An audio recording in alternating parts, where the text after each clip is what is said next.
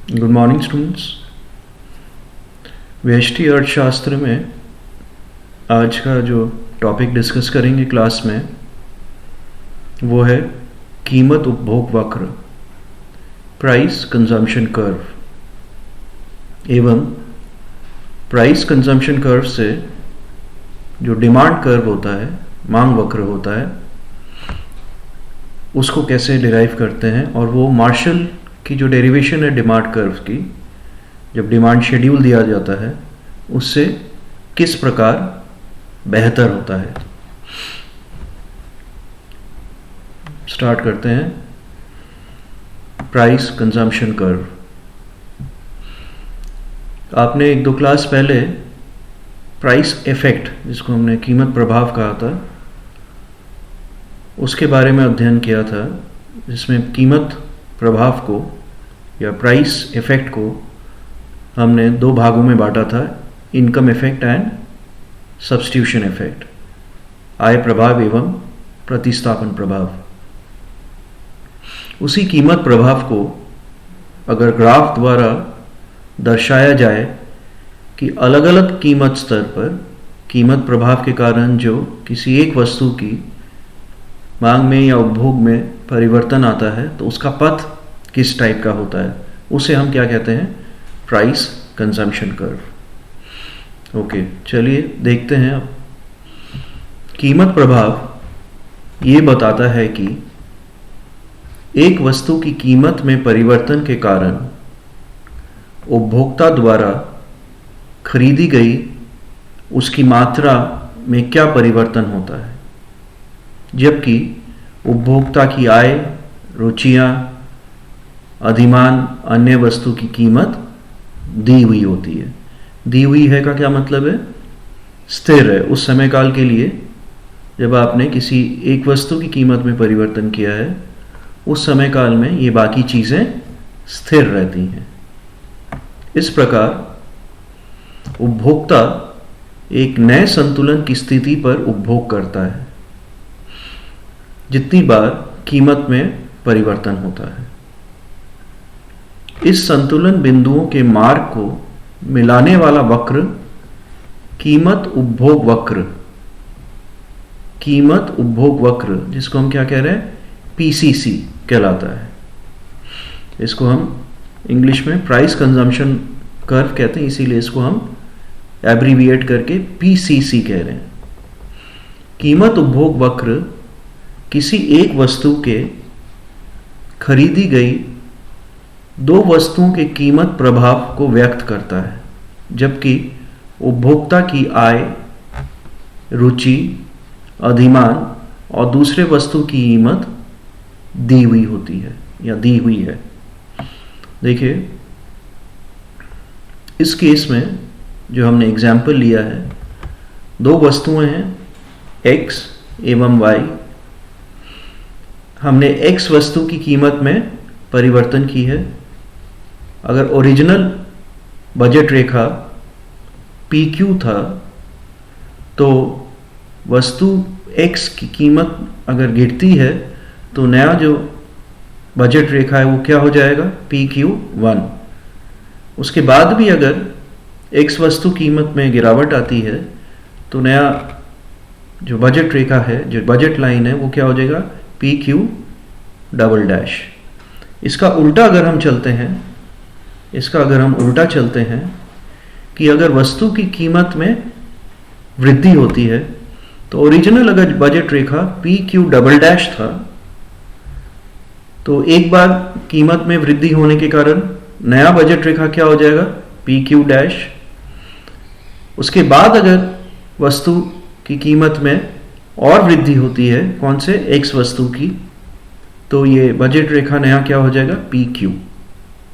किसी भी तरह आप चलिए, सपोज हम कहते हैं कि X वस्तु की कीमत में गिरावट आती है तो ओरिजिनल जो शुरुआती जो बजट रेखा रही होगी वो PQ, उसके बाद में एक बार जब वस्तु की कीमत गिरती है तो PQ डैश, और वस्तु की अगर कीमत और गिरती है तो PQ डबल डैश। तो प्रथम स्थिति में ये उदासीनता वक्र या तटस्थता वक्र IC1 और ये IC1 बजट रेखा पी क्यू कहाँ पे स्पर्श कर रही है? M बिंदु पर। x की उपभोग कितनी हो रही है? A हो रही है। जब x की कीमत गिरती है तो IC2 कहाँ स्पर्श कर रही है बजट रेखा पी क्यू डैश को? R पे। और x की उपभोग कहाँ पे हो रही है?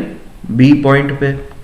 सिमिलरली थर्ड IC3 है, x की कीमत और गिरती है तो बजट रेखा को कहाँ स्पर्श कर रही है? S पॉइंट पे। और x की उपभोग कितनी हो रही है? C। तो आप देख सकते हैं कि x के वस्तु की कीमत में गिरावट आने पे उपभोक्ता पहले तो OA x की इकाइयां कंज्यूम कर रहा था, फिर OB और उसके बाद में OC। तो ये जो संतुलन की बिंदुएं हैं, जो नई संतुलन की बिंदुएं हैं MRS, इसको अगर हम जोड़ देते हैं तो ये क्या बन जाता है हमारे पास में? PCC या प्राइस कंजम्पशन कर्व, कीमत उपभोग वक्र। कीमत उपभोग वक्र क्या होता है? ये जो लोकस ऑफ पॉइंट्स होती हैं, किनकी? कीमत गिरने पे जो नई संतुलन की स्थिति आती है किसी एक वस्तु की, उनको अगर हम जोड़ देते हैं तो आपके पास में प्राइस कंजम्पशन कर्व या कीमत उपभोग वक्र प्राप्त हो जाती है। अब देखिए, ये इंपॉर्टेंट टॉपिक है आपका कि कीमत उपभोग वक्र क्यों इंपॉर्टेंट है। क्योंकि कीमत उपभोग वक्र से हम मांग वक्र व्युत्पन्न कर सकते हैं या खींच सकते हैं। और ये मांग वक्र की जो खींचते हैं वो किस प्रकार से कीमत की अगर मांग की शेड्यूल दी हुई होती है, उस मांग वक्र से किस प्रकार से बेहतर होती है। ये एक प्रकार से आपको मालूम है जो क्रमवाचक माप है उसकी एक एनालिसिस है, उसका एक विश्लेषण है डिमांड कर्व खींचने का। और वो किसके वीजा भी है, किसके वर्सेस आप करते हैं? ऑर्डिनल, संख्यात्मक जो माप होती है आपके पास में, वस्तुपरक जो संख्यात्मक जो माप होती है, उसके वीजा भी क्या बेटर होती है। तो इसको आप एक बार समझ लीजिए। उसके बाद हम डिमांड कर्व को डिराइव करेंगे दो ग्राफ के थ्रू। तो to derive demand curve from price consumption curve, ठीक है, ये आपका टॉपिक है नेक्स्ट इस क्लास में। तो अब देखिए, कीमत उपभोग वक्र PCC किसी वस्तु की कीमत में परिवर्तन होने पर उपभोक्ता द्वारा उस वस्तु की खरीदी गई विभिन्न मात्राओं को प्रकट करता है। यह आपने देख ही लिया है। जैसे लास्ट ग्राफ में आपने देखा था कि पहले OA X वस्तु की इकाइयां आप उपभोग कर रहे थे, कीमत में परिवर्तन के बाद OB हुआ, और वापस अगर कीमत में परिवर्तन हुआ तो क्या हुआ? OC हुआ। ये जो संतुलन की बिंदुएं हैं, इनको अगर हम जोड़ देते हैं तो आपके पास में क्या आ जाता है? PCC या कीमत उपभोग वक्र। अब देखिए, मार्शल का मांग वक्र भी विभिन्न कीमतों पर उपभोक्ता द्वारा एक वस्तु की खरीदी गई, मार्शल का मांग वक्र भी विभिन्न कीमतों पर उपभोक्ता द्वारा एक वस्तु की खरीदी गई विभिन्न मात्राओं को बताता है, जबकि अन्य बातें समान रहती हैं। अन्य बातें क्या समान रहती हैं? दी हुई होती हैं। दूसरे वस्तुओं की कीमतें, आपकी मौद्रिक आय, आपकी जो रुचियां हैं, जो टेस्ट हैं, आपके जो प्रेफरेंसेस है, अधिमान है, पॉपुलेशन या जनसंख्या जो है, ये सब की चीज़ें क्या हैं? ये स्थिर रहती हैं या समान रहती हैं। जब उपभोक्ता की मौद्रिक आय और उसका उदासीनता वक्र मानचित्र दिए हुए हो तो PCC से किसी वस्तु के लिए उपभोक्ता का वक्र खींचा जा सकता है।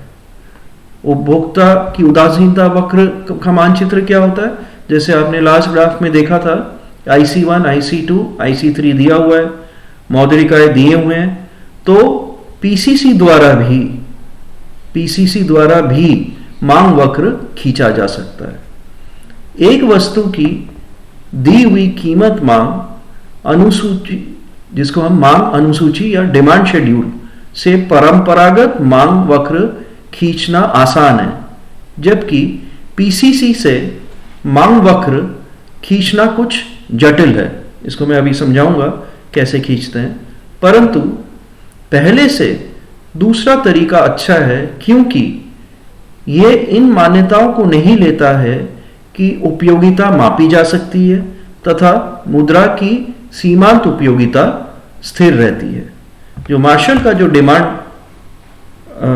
वक्र है वो किससे खींचा जाता है? मांग की शेड्यूल से, जिसको मांग अनुसूची कह रहे हैं। लेकिन जो आपके पास संख्यात्मक जो माप है, जिसको हम ऑर्डिनल मेजर कहते हैं, उसकी जो मान्यता है, ये हमने फर्स्ट क्लासेस में हमने पढ़ाया था माइक्रो इकोनॉमिक्स में, कि जो मुद्रा की जो सीमांत उपयोगिता है उसको हम कांस्टेंट मानते हैं, that is marginal utility of money constant होता है, एवं जो आपके पास जो उपयोगिता होती है वो संख्या में मापी जा सकती है, जैसे 1 2 3 4 5 6। ये ऑर्डिनल मेजर का एक एजम्पशन था, लेकिन आपको मालूम है इसी की आलोचना के कारण हमने दूसरा, जिसको हम कार्डिनल, जिसको हम क्रमवाचक माप कहते हैं, उसको बेटर माना था। अब देखिए, पीसीसी से मांग वक्र का व्युत्पन्न करना किसी वस्तु की कीमत में उतार चढ़ाव के आय और स्थानापन्नता प्रभावों की भी व्याख्या करता है। मतलब इनकम एंड प्रतिस्थापन जो सब्स्टिट्यूशन प्रभाव होते हैं उनको भी दिखाया जाना संभव होता है। मार्शल का मांग वक्र इनकी व्याख्या करने में असफल है। पीसीसी जिससे मांग वक्र खींचा जाता है, मांग की कीमत लोच को भी प्रकट करता है। ये हम अगले क्लासेस में आपको demand curve, demand schedule, elasticity of demand, जिसको मांग की कीमत लोच कहते हैं, प्राइस इलास्टिसिटी ऑफ डिमांड, ये अगले क्लासेस में आपका अध्ययन स्टार्ट होगा। तो ये देखिए कि पीसीसी द्वारा जो मांग वक्र खींचा जाता है वो डिमांड शेड्यूल या फिर मांग की जो अनुसूची है उससे जो परंपरागत मांग की जो वक्र खींची जाती है उससे कैसे बेटर होता है, इसको यहां पे हमने अभी चर्चा किया है। अब देखिए, हम एग्जाम्पल क्या ले रहे हैं। पीसीसी तो आपको खींचना आ गया है। पीसीसी ये आर एस और टी को अगर हम जोड़ देंगे, आर एस टी को अगर हम जोड़ देंगे तो आपके पास में क्या आ जाएगा? पीसीसी आ जाएगा। इसमें उदाहरण हम क्या ले रहे हैं? दो वस्तु ले रहे हैं, एक्स और वाई। अब सापेक्षिक कीमत में परिवर्तन हम किस प्रकार से ले रहे हैं? एक्स वस्तु की कीमत में परिवर्तन से ले रहे हैं। एक्स वस्तु की कीमत से, एक्स वस्तु की कीमत किस प्रकार चेंज हो गया है? एक्स, हम इस एग्जाम्पल में 5 2 एंड 1, 5 2 एंड 1 जो है ये एक्स वस्तु की प्रति इकाई कीमत हमने परिवर्तित की है। अगर मौद्रिक आय जो कि स्थिर होती है, दी गई होती है, वो अगर ₹10 है तो पहला जो बजट लाइन है वो क्या होगा? P Q. पी क्यू में संतुलन की स्थिति किस पोजीशन में है? IC1 कहां पे स्पर्श कर रही है? आर पॉइंट, ठीक है ना। और पी क्यू जो है वो एक्स एक्सिस में कहां पे काट रही है? जहां पे एक्स की कितनी इकाइयां उपभोग कर सकते हैं टोटल? अगर सिर्फ एक्स की उपभोग कर रहे हैं तो 2 इकाई, क्योंकि कीमत कितनी है? 5। तो 10 डिवाइडेड बाई 5 कितना हो जाएगा आपके पास में? 2। तो अगर सिर्फ एक्स वस्तु की हम उपभोग कर रहे हैं तो एक्स कितनी उपभोग कर सकते हैं? 2 इकाई, क्योंकि मनी इनकम 10 है और एक्स की प्रति इकाई कीमत कितनी है? 5 है। तो 10 डिवाइडेड बाई 5 कितना हो जाएगा? 2। अब देखिए, जब कीमत में गिरावट आती है एक्स की और कीमत हो जाती है 2, तो नया जो बजट लाइन है वो क्या हो जाती है? PQ1। अब PQ1 में कहां पे Q1 कहां पे आएगी? एक्स एक्सिस पे 10 डिवाइडेड बाई 2, 5 इकाई आप सिर्फ अगर एक्स की उपभोग कर रहे हैं तो कितनी मैक्सिमम एक्स की उपभोग कर सकते हैं? 5 इकाइयां। इस पॉइंट पे देखिए IC2 S पॉइंट पे स्पर्श करती है, सॉरी PQ1 IC2 को कहां पे स्पर्श करती है? S पॉइंट पे।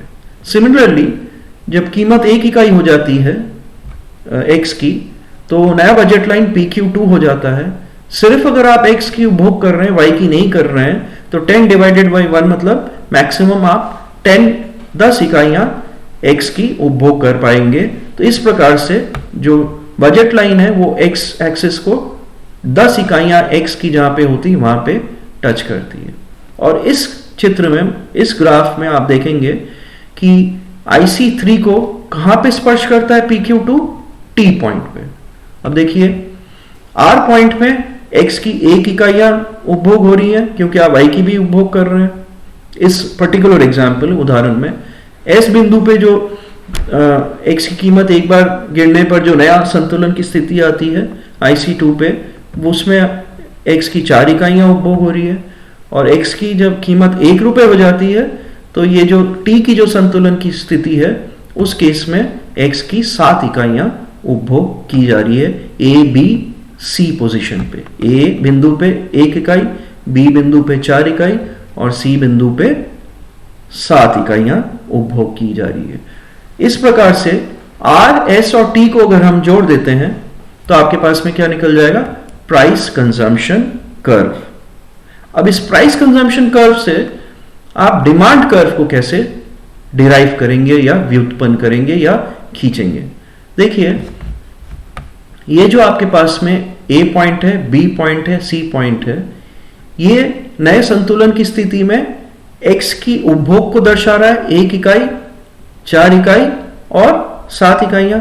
इसको हम खींच लेते हैं नया एक ग्राफ में X एक्सिस तक, जिसको हम A, B और C पॉइंट कह रहे हैं। A में X की कितनी इकाइयां हैं? 1 इकाई है। B की कितनी है? 4 है। और C की कितनी है? 7 इकाई है। अब जो है Y एक्सिस पे हम ले लेते हैं X की कीमतें। जब 1 इकाई उपभोग हो रहा है X की, तो X की कीमत कितनी थी? 5 रुपए प्रति इकाई। तो ये जो एक्सटेंशन है A पॉइंट का, उसको 5 इकाई के Y एक्सिस से अगर हम पैरेलल समानांतर रेखा खींच देते हैं X एक्सिस की, तो वो कहां पे जाके ये टच होता है? ये टच होता है इस पॉइंट पे।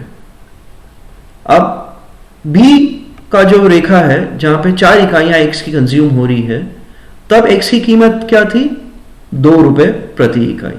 उसको Y एक्सिस से अगर समानांतर X एक्सिस पे खींच देते हैं तो इस पॉइंट पे आपके पास में क्या होगा? क्रॉस करेगा X एक्सिस के वर्टिकल लाइन को। सिमिलरली C पॉइंट पे जब 7 इकाइयां उपभोग हो रही थी X की, तब प्रति इकाई कीमत कितनी है? 1। तो X एक्सिस के समानांतर जब Y एक्सिस से इसको खींच देते हैं तो ये इस पॉइंट पे जाके X एक्सिस के जो वर्टिकल लाइन है उसको क्रॉस करती है। तो ये जो 3 पॉइंट है, इन 3 पॉइंट को आप कुछ भी नाम दे सकते हैं, PQR या कुछ भी दे सकते हैं। इनके थ्रू जब हम लाइन खींच देते हैं या इनको जोड़ देते हैं या इनका पथ अगर बना देते हैं, तो ये DD क्या हो जाता है हमारे पास में? डिमांड कर्व या मांग वक्र। तो PCC से अगर डिमांड वक्र कैसे व्युत्पन्न होती है अगर किसी को समझाना पड़ेगा, तो ये 2 ग्राफ आपको खींचना पड़ेगा। यहाँ पे RST तो PCC है, RST को हम जोड़ देते हैं तो ये क्या हो जाएगा? PCC है। और RST से हम क्या बना सकते हैं? 1 सेकेंड, ये ऊपर चला गया था। RST से हम क्या खींच सकते हैं? देखिए DD खींच सकते हैं, जो कि डिमांड कर्व होती है। डिमांड कर्व किस दोनों चीजों के बीच में रिलेशन बताती है? कीमत एवं वस्तु की मांग। तो वस्तु की मांग किसकी हो रही है? X कमोडिटी की, जो कि हमने X एक्सिस पे लिया है, और Y एक्सिस पे हमने क्या लिया है? X की कीमतें। इस प्रकार से आप समझा सकते हैं कि प्राइस कंजम्पशन कर्व क्या होती है। प्राइस कंजम्पशन कर्व से किस प्रकार से हम डिमांड कर्व व्युत्पन्न कर सकते हैं। देखिए, नेक्स्ट क्लास में आपको demand schedule, demand law, elasticity of demand, इन सब के बारे में चर्चा स्टार्ट करेंगे। वो भी इंपॉर्टेंट टॉपिक है आपके। तब तक के लिए आप घर पे रहिए और स्वस्थ रहिए, यही मैं कामना करता हूँ। Thank you.